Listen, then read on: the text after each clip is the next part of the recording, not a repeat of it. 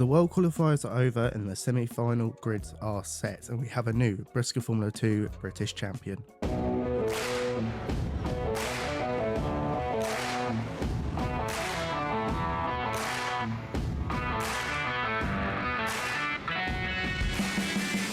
Welcome to episode 5 of the Stock Car Show.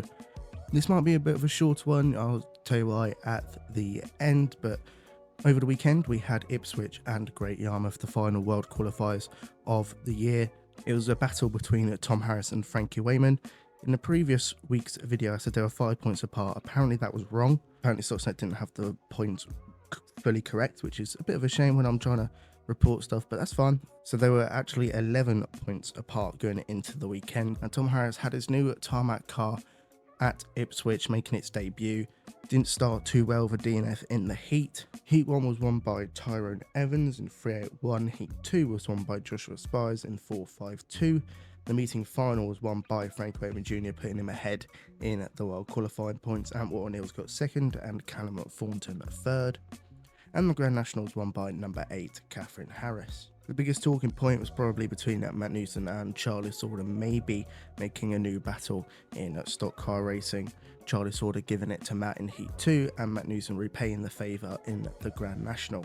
Sunday was Great Yarmouth, the final day of the World Qualifiers, and the first time F1s went there for 21 years. Callum Thornton won the first heat, Catherine Harris wins Heat 2, James Hall Morton won Heat 3 after Finn Sargent got dropped for using the curb. Don't know how I feel about that. Obviously, I think it's fine, but that's just my opinion. Frankie Wayman Jr. won the final to make it a Frankie Wayman double over the weekend. Catherine Harris got second, and Frankie Wayman Jr. got third, which won him the world qualifying points. The Grand National was won by Tyrone Evans. As I said, Frankie Wayman Jr. did win the points, which meant he got to choose the semi-finals, and he chose Buxton. So he is on a pole for Buxton, which means Tom Harris is on pole at Bradford. I'm not going to go too much into the semi-final grids. They are on screen now, but I'll go into them properly at a semi-final meeting. Over the course of the weekend, we also had the F2 British, which is now won by Tommy Farrell in 667. Congratulations to Tommy in a very wet meeting. He drove an outstanding meeting, to be fair. It wasn't just luck in the race. He actually done it really well all meeting long. Just far enough ahead of who my pick was, Archie Grindy, in the main one to avoid a last bender, but good effort from Archie in his first British Championship. So the reason why it's a short one, because we don't have a UK meeting this week. It's over to Holland for the Emmen Weekender.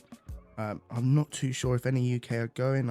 There probably will be one or two, but not that I know of. So we'll be back to normal next week with the British Championship at Hennesford. I'll do a prediction and preview for that obviously next week, but it's going to be a lively one, I think, after what's just happened at Ipswich and Yarmouth. Thank you for watching this week's episode. Sorry it's a bit short. Hope to see you again in next week's episode.